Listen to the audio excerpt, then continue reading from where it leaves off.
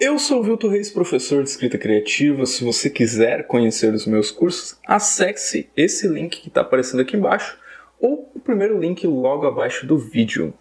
Hoje nós vamos falar sobre o tema aí que você já viu, né, no thumb do vídeo, que é como descrever os sentimentos do coadjuvante se o narrador é em primeira pessoa.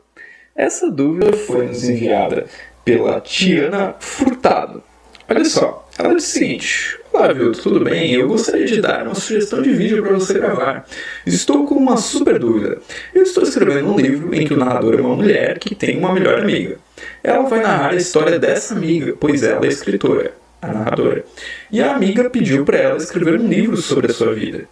A minha pergunta é a seguinte: como descrever os sentimentos da coadjuvante, uma vez que a narradora é em primeira pessoa, e ao mesmo tempo contar sobre a vida de sua melhor amiga? Eu posso descrever sentimentos nesse caso? Super agradeço pela atenção. Eu agradeço pela Tiana, né, por ela ter nos enviado aí essa dúvida, e eu convido você também a enviar aí as dúvidas que você tenha para continuar alimentando aí esse quadro do canal. Bom, a pergunta da Tiana é como você, pode descrever os sentimentos então de um personagem, sendo que o narrador que está contando essa história está falando em primeira pessoa, né? Então ele está dizendo assim: eu entrei em tal lugar e encontrei com esse outro personagem.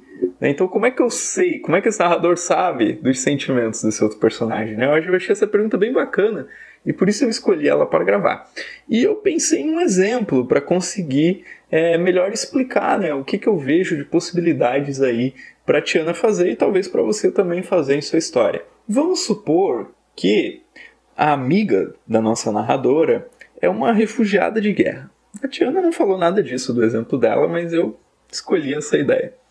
Então a narradora vai contar a história dessa amiga dela que é refugiada de guerra. E aí ela começa contando, sobre a infância dela, né? Depois conta sobre a adolescência, o contexto político efervescente daquele país, até chegar um momento onde ela vai relatar, né, no qual ela vai relatar como foi a fuga dela do país. Ora, como eu vou justificar então que a narradora saiba o que aquela personagem sentiu enquanto estava fugindo? Bom, existem várias formas, na verdade. A narradora poderia incluir uma frase como, se ela dissesse assim, né?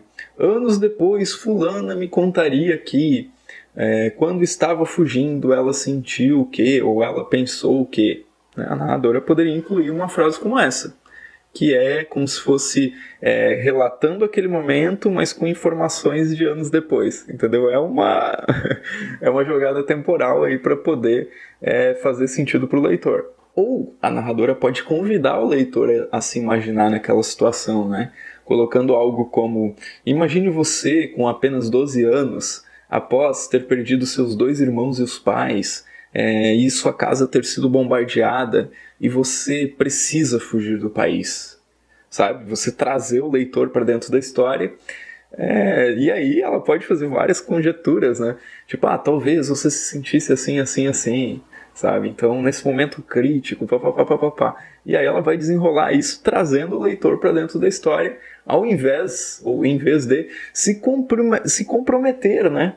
Colocando-se numa posição de adivinha dos sentimentos da amiga. Ou o narrador pode dizer algo do tipo assim: hoje eu a conheço tão bem que posso afirmar com todas as letras que naquele momento ela acreditava que nem mesmo o destino poderia ser capaz de roubar a vida dela antes de que ela pudesse realizar seu grande sonho de fazer uma faculdade. Sei lá, tô conjecturando aqui coisas talvez até meio toscas assim as frases, mas a ideia é a seguinte, né? Tipo, eu conheço tanto ela hoje que eu já imagino ela naquela época com esse espírito guerreiro, aventureiro, com esse espírito de sobrevivente, né?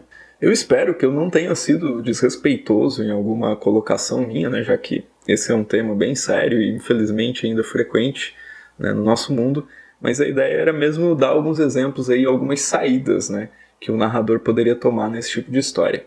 O narrador também pode dizer que conversou muito com a fulana e as lembranças dela hoje são um pouco confusas, mas da forma que ela falou é possível dizer que, sabe? Ou também pode bancar o nosso caro Watson, né, em Sherlock Holmes, e simplesmente descrever aquilo que ele vê, né, sem descrever os sentimentos do personagem que ele testemunha, né, que ele relata a história. Enfim, o narrador em primeira pessoa tem muitos recursos e possibilidades, e com esse vídeo a gente tocou em apenas uma dúvida, né, que surgiu sobre o narrador em primeira pessoa. Então, se você tiver mais dúvidas, coloque aí no vídeo para continuar alimentando esse quadro e gerar novas discussões no futuro. E se você concorda ou discorda de mim, coloque aí nos comentários também para que essa discussão não pare aqui. Esse foi o nosso vídeo de hoje e até o próximo vídeo.